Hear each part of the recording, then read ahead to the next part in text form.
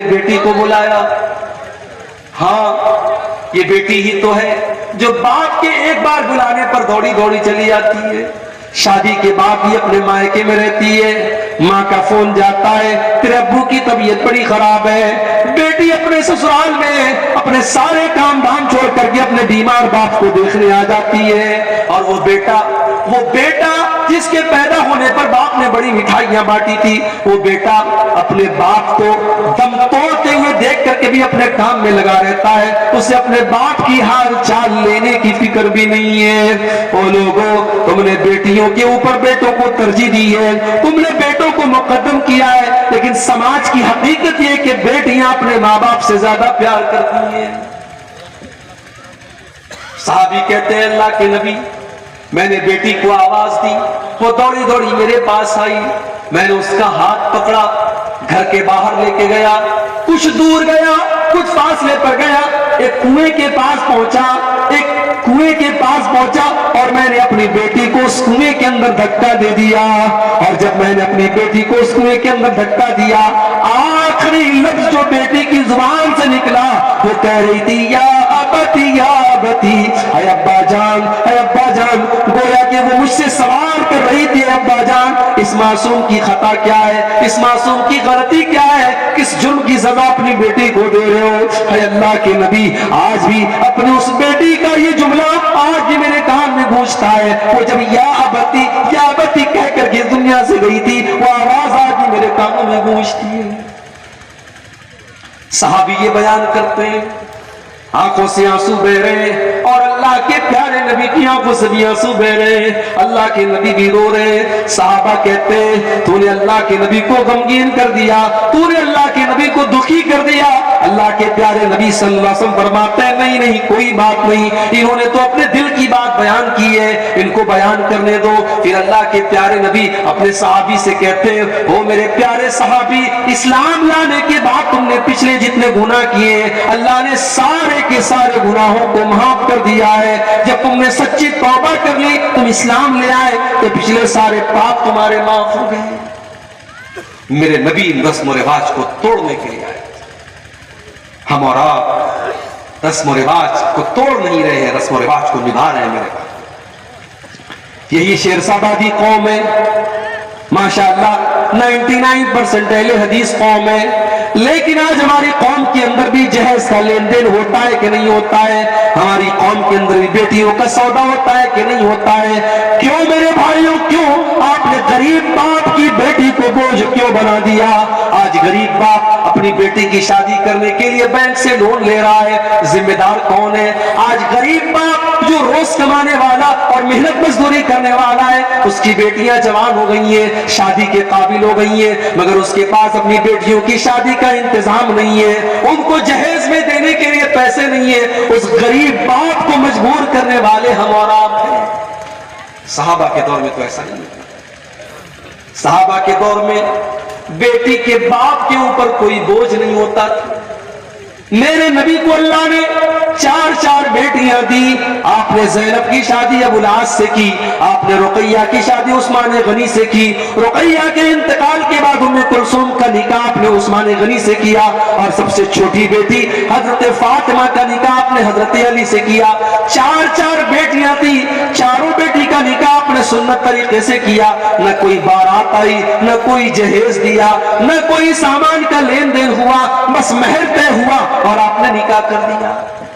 ہاں, جب حضرت فاطمہ کا نکاح کیا تو چونکہ داماد جو تھے حضرت علی, وہ بھی اللہ کی نبی کے گھر کے اندر رہتے تھے. وہ ایک طرف سے داماد بھی تھے اور ایک طرف سے بیٹے کی حیثیت بھی رکھتے تھے, کیونکہ ابو طالب کے انتقال کے بعد اللہ کے نبی ہی حضرت علی کی پرورش کرتے تھے. تو حضرت علی کے گارجین بھی اللہ کے نبی تھے. تو ایک طرف آپ سسر بھی تھے اور ایک طرف باپ بھی تھے. آپ نے سسر کی حیثیت سے نہیں, آپ نے باپ کی حیثیت سے. حضرت علی کی نئی گرستی تھی, نیا گھر تھا. آپ نے گھر بسانے کے لیے جب اپنی بیٹی کی آپ شادی کرنے لگے, آپ نے بستر دیا, آپ نے تکیہ دیا, آپ نے پانی کا ایک مشکیزہ دیا, آپ نے یہ ضرورت کے چند سامان دیے. اگر یہ جہیز تھا تو اللہ کے نبی نے اپنی باقی 3 بیٹیوں کو جہیز کیوں نہیں دیا؟ ہم رسم و رواج کو نبھا رہے ہیں. रस्म और रिवाज को निभा रहे हैं। और नतीजा ये है मेरे भाइयों कि आज समाज की नजर में बेटी बहुत बड़ा बोझ बन चुकी है और बेटी की परवरिश और बेटी की पैदाइश पर अच्छे अच्छे लोगों की माथों पर, पेशानियों पर पल पड़ता है। बेटियां बोझ नहीं है। अगर ये बेटी बोझ होती तो अल्लाह के नबी ये ना फरमाते मन कान लहू सलासु बनातिन, जिसकी 3 बेटियां हो, जिसकी 3 बहनें हो और अपनी 3 बहनों और 3 बेटियों के साथ वो अच्छा सलूक करे तो वो बेटियां और वो बहनें अपने भाई को और अपने माँ बाप को जहन्नम की आग से बचाएंगी। और एक हदीस में अल्लाह के नबी ने फरमाया मन आला जारियतैन हत्ता तबलुगा, जिसने 2 बेटियों की परवरिश की, वो बेटियां जवान हो गई, उनका निकाह कर दिया, उनकी जिम्मेदारियों को निभा दिया, तो वो बेटियां अपने माँ बाप के लिए कितना बड़ा काम करेंगी। अल्लाह के नबी फरमाते वो बेटियों का बाप कयामत के दिन मेरे साथ ऐसे रहेगा जैसे ये दोनों उंगलियां अपने एक दूसरे के साथ लगी हुई हैं। बेटी की परवरिश करने वाला नबी के साथ है। हाँ, ये अलग बात है और ये सच्चाई भी है। बेटों के मुकाबले में बेटे की परवरिश मुश्किल काम है। बेटा पालना है, बेटा जवान हो गया तो ज्यादा से ज्यादा ये खबर रखना है कि बेटा किसी गलत काम की तरफ तो नहीं जा रहा है, मगर बेटी की तो आबरू भी बचा करके रखना है, बेटी की नजर भी बचा करके रखना है, बेटी को गैर महरम की नजर से भी बचाना है और बेटी की शर्म हया की भी हिफाजत करनी है। बेटी जवान जब तक नहीं हो जाती तब तक अलग फिक्र है और जवान हो जाती है तो अलग फिक्र है। इसलिए अल्लाह के नबी ने फरमाया मन इब्तुलिया मिन हाज़िहिल बनाति शयअन कुन्ना लहू सित्रम मिनन नार, इसको अल्लाह ताला बेटी देकर के आजमाता है और इस इम्तिहान में वो खरा उतरता है।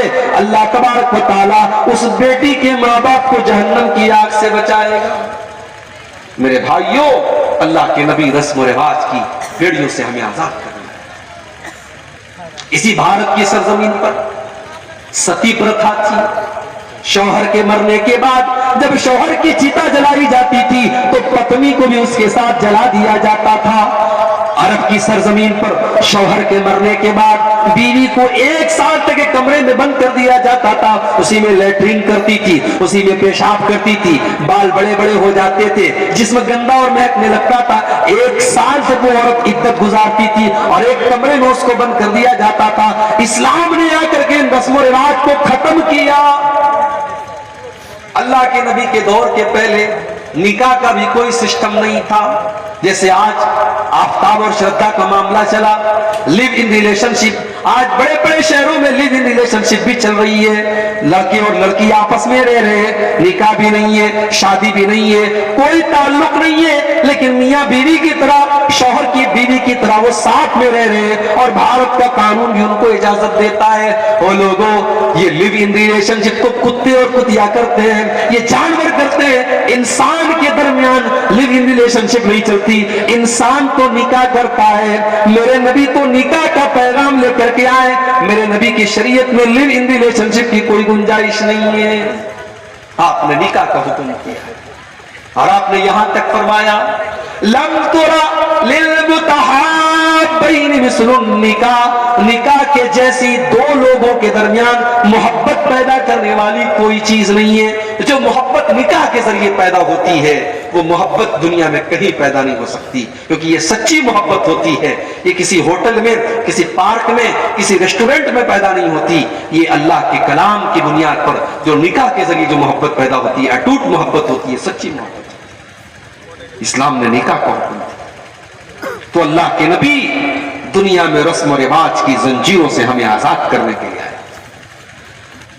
इतनी खुसूसियात बयान करने के बाद अल्लाह ने फरमाया कि ऐ मुसलमानों, इतना प्यारा नबी हमने तुमको दिया, अब उस नबी के ऊपर तुम्हें 4 काम करना है। 4 काम कर लो, तुम कामयाब हो जाओगे। फल्लज़ीना आमनू बिही, पहला काम तो ये करना है कि उस नबी के ऊपर तुम्हें ईमान लाना है। अगर कोई ला इलाहा इल्लल्लाह पढ़ता है लेकिन मोहम्मद रसूलुल्लाह नहीं पढ़ता है तो वो जन्नत में नहीं जा सकता। इसलिए कि अल्लाह के नबी के ऊपर ईमान लाना जरूरी है।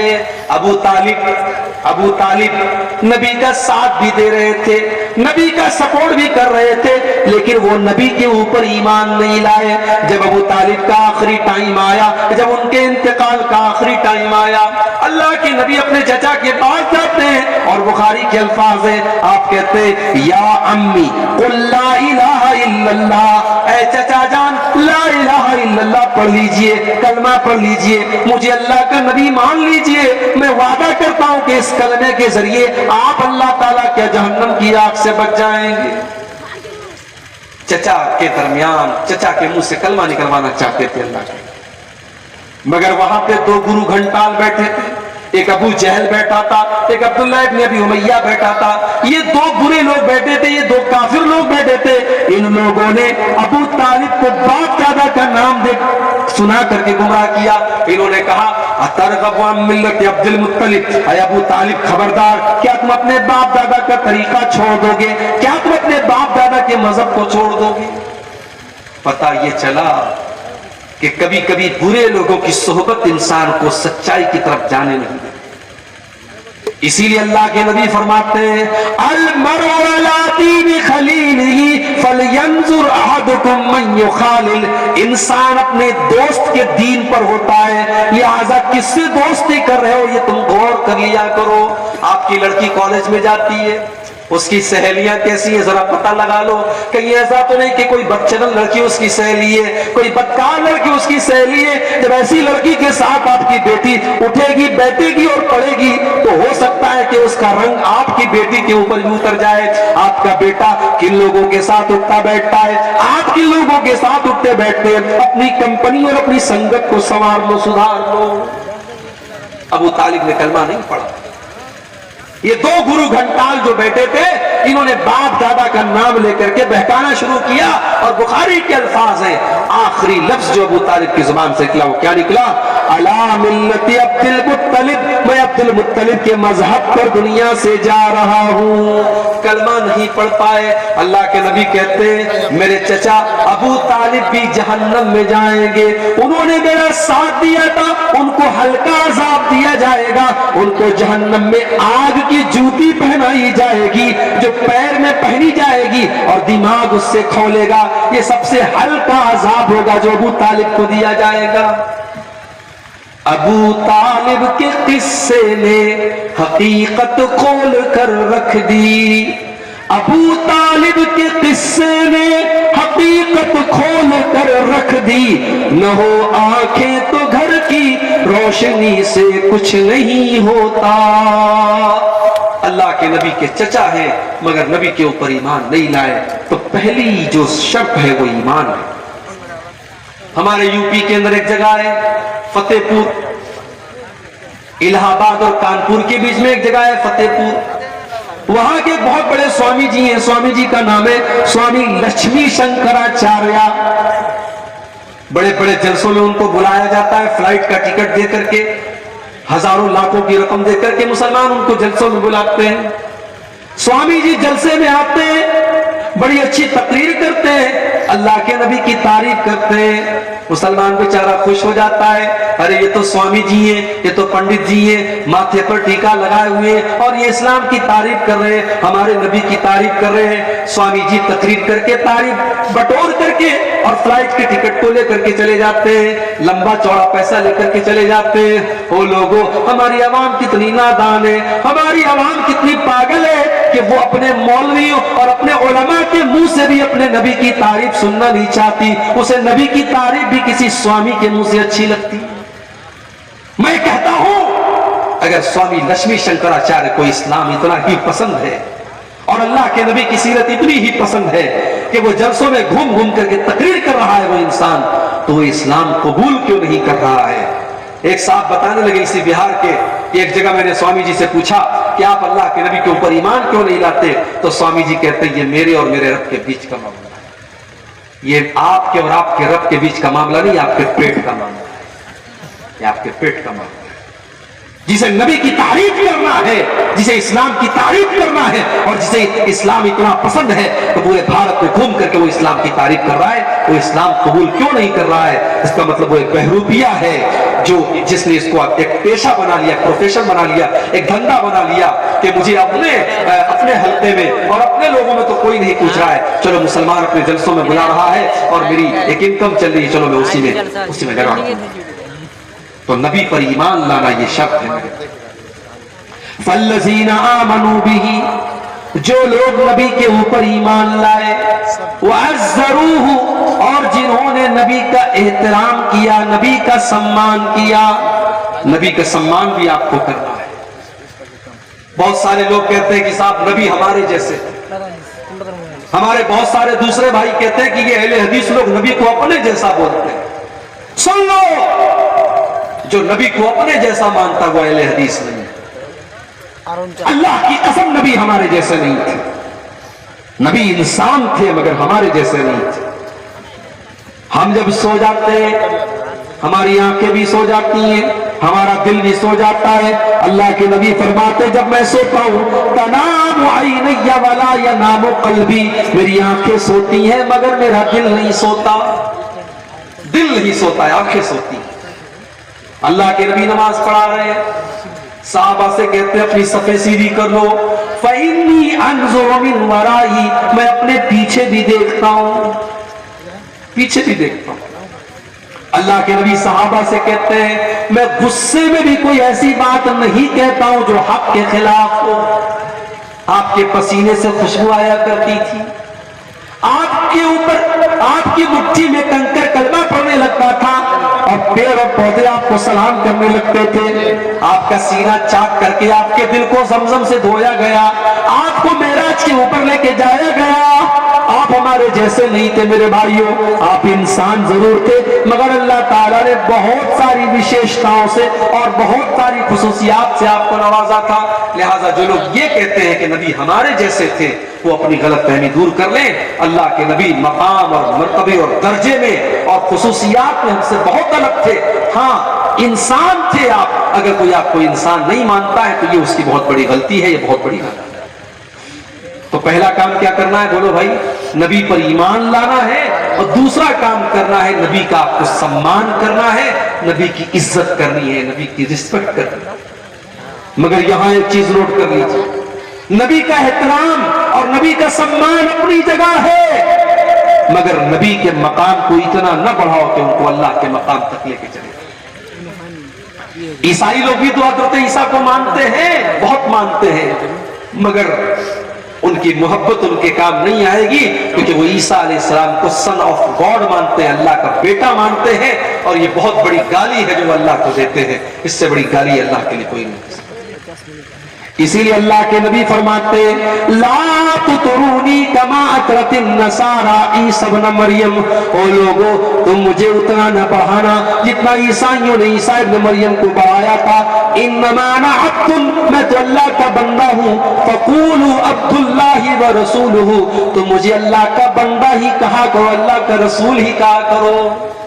اللہ کے نبی اپنی ساری خوبیوں کے باوجود اللہ کے بندے تھے, اور بندے کا کمال یہی ہے کہ بندے کو بندہ کہا جائے. اگر کوئی اللہ کے مقام تک اللہ کے نبی کو پہنچانے کی کوشش کرتا ہے تو یہ بہت بڑا گناہ ہے, تو آپ کی شان میں غلو ہے. تو دو چیزیں میں نے بیان کر دی, دو چیزیں اور بیان کر کے بات ختم کرتا ہوں. نبی پر ایمان لانا ضروری ہے, نبی کا احترام کرنا ضروری ہے, اور تیسری چیز وَنَصَرُوهُ, اور نبی کی مدد کرو. میرے بھائیوں, نبی کی مدد ہم کیسے کریں گے؟ ہماری ماں کو کوئی برا بھلا کہہ دے ہمیں غصہ آتا ہے, ہمارے باپ کو کوئی گالی دے دے ہم لڑنے لگتے ہیں. ہمارے نبی بھی تو ہمارے چہتے ہیں. اگر ہمارے نبی کا کوئی کارٹون بناتا ہے, کوئی ہمارے نبی کی توہین کرتا ہے, کوئی ہمارے نبی کے بارے میں غلط زبان استعمال کرتا ہے, اس کے اوپر بھی ہمیں غصہ آنا چاہیے. اس کے خلاف بھی ہم قانون کے دائرے میں رہ کر کے کارروائی کریں, اور ہم کوشش کریں کہ نبی کی توہین کرنے والا اپنے انجام تک پہنچے. نبی کی مدد کرو. اور ایک بات اور یاد رکھو, نبی کی مدد میں نبی کے دین کی مدد بھی شامل ہے. یہ بڑے بڑے مدرسے, ये दीनी इदारे ये भी तो नबी के मिशन को आगे बढ़ा रहे हैं। यहाँ से पढ़ने वाले बच्चे जो तैयार हो रहे हैं, ये दीन की दावत फैला रहे हैं, ये इस्लाम की खिदमत कर रहे हैं। यहाँ से पढ़ने वाली बच्चियां जो आलिमा हो रही हैं, वो दीन की खिदमत कर रही हैं। इन मदरसों की, इन मस्जिदों की, इन दावती इदारों की मदद करना भी नबी की मदद करना है। मगर हमने क्या, हमने यही किया कि हमने समाज का सबसे हकीर तबका बना दिया अपने उलमा। ये उलमा जो नबी के वारिस है, ये उलमा जो अल्लाह के नबी के दीन को हम तक पहुंचाते हैं, हमने 5-6 हजार की मामूली तनख्वाहें दे करके अपने उलमा को जलील तरीन बना दिया। एक सड़क पर झाड़ू देने वाले भंगी की तनख्वाह भी आज मस्जिद के इमाम से ज्यादा है।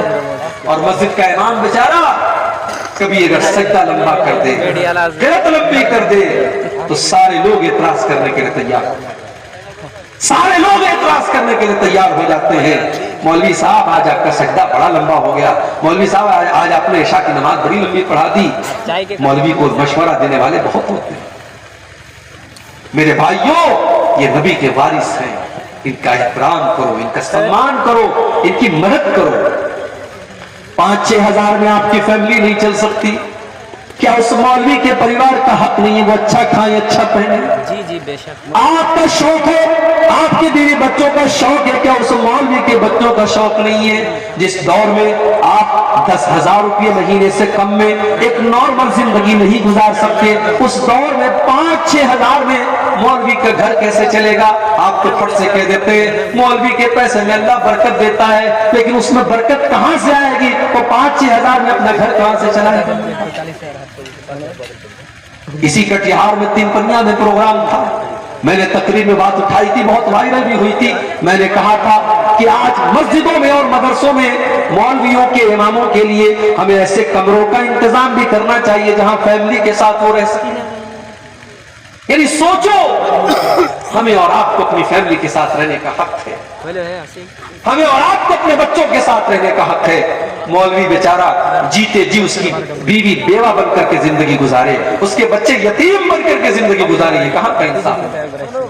हमने मुंबई में देखा, इसी बिहार और झारखंड के लोग वहां मस्जिद में इमाम है, बेचारे फैमिली बिहार में है, फैमिली किशनगंज में है, अररिया में है, पूर्णिया में है, 6 महीने पर एक बार आते हैं। बच्चे बाप का चेहरा 6 महीने एक बार देखते हैं, बीवी शौहर का चेहरा 6 महीने एक बार देखती है कि अफसोस की बात नहीं। हमें अपने मौलवियों के लिए, अपने इम्मा के लिए, अपने असातिज़ा के लिए फैमिली क्वार्टर का इंतजाम करना चाहिए। जो हक हमारा है वो इन उलमा का भी है। अल्लाह ने कहा अपने नबी की मदद करो, नबी की मदद में नबी के दीन की मदद भी शामिल है, नबी के मिशन की मदद भी शामिल है, नबी के वारिस की मदद भी शामिल है। तो पहला काम क्या करना है? नबी पर ईमान लाना है। दूसरा काम नबी का सम्मान करना है। तीसरा काम नबी की मदद करनी है। और चौथा काम क्या करना है? नबी अकरम जो रोशनी लेकर के आए, जो नूर लेकर के आए, जो कुरान और हदीस लेकर के आए, उसकी इत्तिबा करना है, उसकी पैरवी करना है, उसको फॉलो करना है। जलसा कर लिया आप, लेकिन आपने दीन को फॉलो कितना? आपकी जिंदगी में कुरान और हदीस पर अमल कितना है? आप बात बात पे झूठ बोल रहे हैं, आपके घर में बेपर्दगी है, आपके घर में लोग बेनमाजी है, आपके घर में हराम की कमाई आ रही है। इसका मतलब कि आपने नबी से मोहब्बत का दावा तो है आपका, मगर आपने नबी की शरीयत की पैरवी नहीं की, आपने किताब और सुन्नत की पैरवी नहीं की। अल्लाह ने फरमाया जो नबी के ऊपर नाजिल होने वाली शरीयत की इत्तिबा करता है, जो ये 4 काम कर लेता है, अल्लाह फरमा रहा है फउलाइका हुमुल मुफ्लिहून, वही लोग कामयाब होने वाले हैं। तो कामयाब अगर होना है मेरे भाइयों, ये 4 चीजें आप अपना लो। हमें अपने नबी पर ईमान रखना है, हमें अपने नबी का एहतराम करना है, हमें अपने नबी की मदद करनी है, और हमें अपने नबी की पैरवी करनी है। ये 4 चीजें कामयाबी की ज़मानत